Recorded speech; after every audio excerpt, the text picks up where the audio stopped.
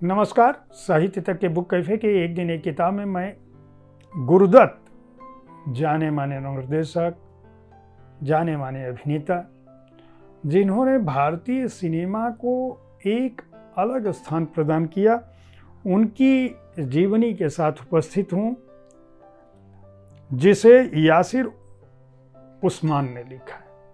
गुरुदत्त एक अधूरी दास्तान। यह पुस्तक अंग्रेजी में गुरुदत्त एन अनफिनिश्ड स्टोरी का हिंदी संस्करण है। अनुवाद इसका महेंद्र नारायण सिंह यादव ने किया है।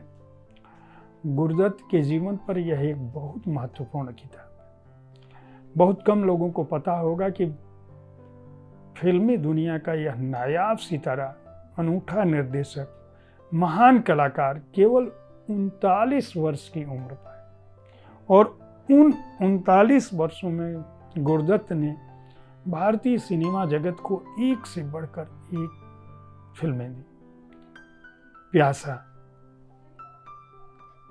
साहिब बीबी और गुलाम ऐसी फिल्में हैं जो भारतीय सिनेमा के इतिहास में मील का पत्थर मानी जाती है। लेकिन इस नायाब कलाकार का जीवन किसी सिनेमा की कहानी से अलग नहीं था, किसी सिनेमा से अलग नहीं था। गुरुदत्त के जीवन में हताशा, निराशा, उदासी, अवसाद, ग्लैमर, शोहरत, इज्जत, पैसा सब कुछ था। लेकिन उन्होंने अपने जीवन का त्याग आत्महत्या करके किया था। ऐसा क्या दुख था गुरुदत्त के जीवन में कि महज 39 साल की उम्र में, जब वे शोहरत की बुलंदियों पर थे, तब अपनी इहलीला उन्होंने नींद की दवाओं को खाकर समाप्त कर दी। गुरुदत्त का जीवन एक असफल प्रेमी की दास्तान है। इसके अलावा वे एक गैर परंपरागत फिल्मकार थे। उन्होंने कभी भी अपने प्रयोगों से समझौता नहीं किया। यह लोगों के लिए आश्चर्य की बात होगी कि जिस मुंबई के पाली हिल में बड़े से बड़े लोग रहने के लिए तरसते हैं, उस पाली हिल में एक बहुत बड़े बंगले के मालिक गुरुदत्त ने अचानक एक दिन उसको तोड़वा दिया था। उनको लगता था कि यह बंगला अभिशप्त है। यह पुस्तक गुरुदत्त के जीवन से शुरू करती है। सपने का निर्माण भाग एक अध्याय है। सपने का विनाश, जिसमें प्यासा, दिलीप कुमार और प्यासा, एक्सीडेंट और वहीदा रहमान, अनिश्चितता और गुरुदत्त। उस सपने के निर्माण के पीछे अलविदा कोलकाता, जब तुम उदास हो तो नृत्य करो, देवानंद से जीवन भर की दोस्ती, दिल का टूटना, बॉम्बे किस तरह से बुलाता है, गुरुदत्त, खुदकुशी की पहली कोशिश, एक सितारे का जन्म, गीता दत्त, तुरूप का पत्ता, राज खोसला, बीके मूर्ति। मतलब गुरुदत्त के जीवन में जितने लोग आए हैं उन सभी का जिक्र करीने से यह करती है। वहीदा रहमान का बम्बई आगमन, किस तरह से उनकी मुलाकात होती है, मिस्टर एंड मिसेस 55 कैसे बनी, किस तरह से रील बनाम रियल जिंदगी में गुरुदत्त के सपने टूटते रहे, किस तरह से CID बनी, किस तरह से साहिब बीबी और गुलाम बनी, और मीना कुमारी वहीदा रहमान से लेकर बर्लिन में किस तरह आखिरी मुलाकात होती है वहीदा रहमान से।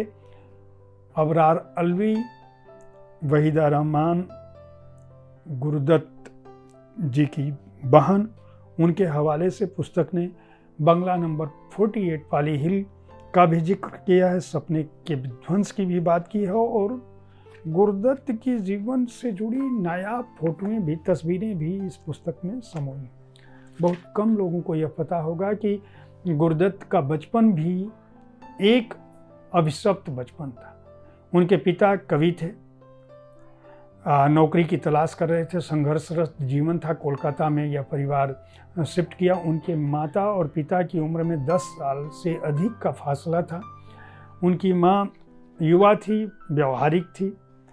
उनके पिता कवि हृदय के थे और अपने जीवन को चलाने के लिए क्लर्क का काम करते थे। माता पिता का विवाद इतना बढ़ जाता है कि इनकी माता ने महात्मा गांधी को एक चिट्ठी लिखी और उनको अपने जीवन के बारे में बताया। माता का नाम बसंती था। गांधी जी यह कहते हैं कि तुम जहाँ हो वहीं रहो। वह गांधी जी के आश्रम में आना चाहती हैं इनकी माता गुरुदत्त की, लेकिन वो कहते हैं कि तुम जहाँ हो वहीं रहो और अपने बच्चों के प्रति अपने कर्तव्य का पालन करो। माँ और पत्नी का कर्तव्य सबसे अहम होता है, अपने बच्चे का पालन पोषण अच्छी तरह से करो ताकि उसके पास जीवन का सामना करने का साहस और चरित्र हो।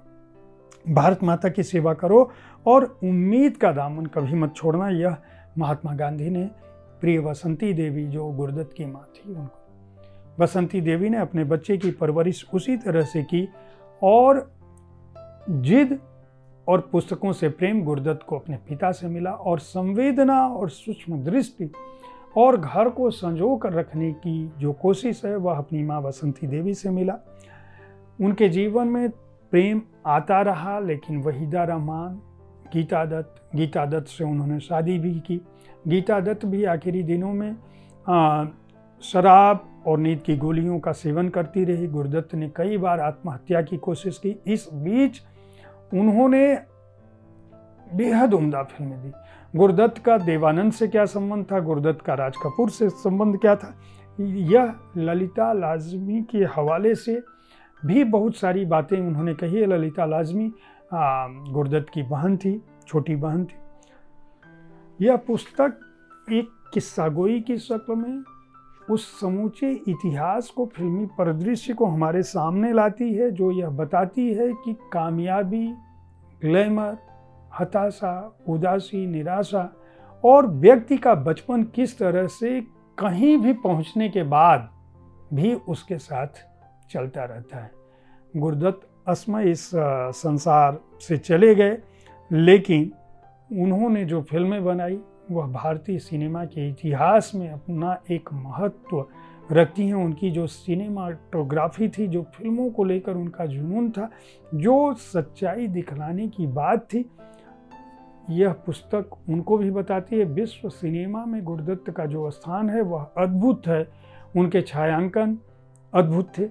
अपनी फिल्मों को सटीकता और सच्चाई के नज़दीक ले जाने के प्रति जो गुरुदत्त की दीवानगी थी, वह इस पुस्तक को पढ़ने के बाद और भी मजबूत होती है। यह अंतर्दृष्टि से परिपूर्ण एक दिलचस्प किताब है जो बेहद अनूठी शैली में लिखी गई है।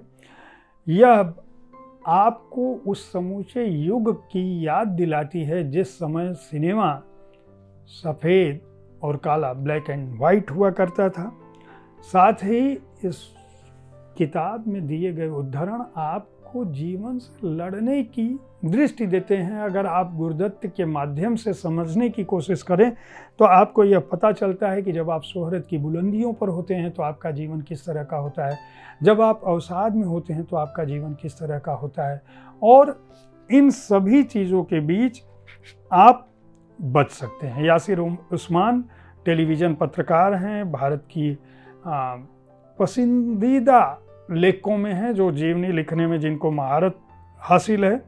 राजेश खन्ना पर उनकी एक किताब पहले आ चुकी है, रेखा पर भी उन्होंने एक किताब लिखी है, संजय दत्त पर भी लिखी है, और ये सारी किताबें बहुत सक्सेस रही हैं।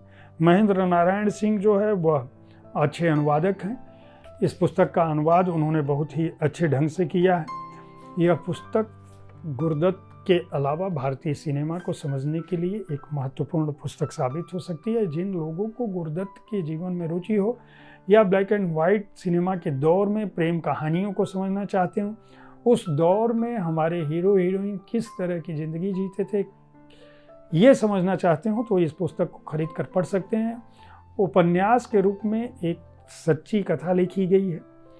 उम्मीद है साहित्य तक का यह एपिसोड आपको पसंद आया होगा। उससे पहले मैं ये बता दूं कि इस पुस्तक को मंजुल पब्लिकेशन हाउस ने प्रकाशित किया है इस पुस्तक को, और मूल्य इसका 499 रुपये है। आप इस कार्यक्रम के बारे में अपनी राय से अवगत कराना हमें न भूलें। हम विविध विधाओं की पुस्तकों के साथ आपके पास इसलिए पहुंचते हैं ताकि आपको अच्छी पुस्तकों के चयन में आसानी हो। कल ठीक इसी समय ऐसी ही किसी एक पुस्तक की चर्चा के साथ मैं फिर आपसे मिलूंगा। देखते रहें साहित्य तक। धन्यवाद।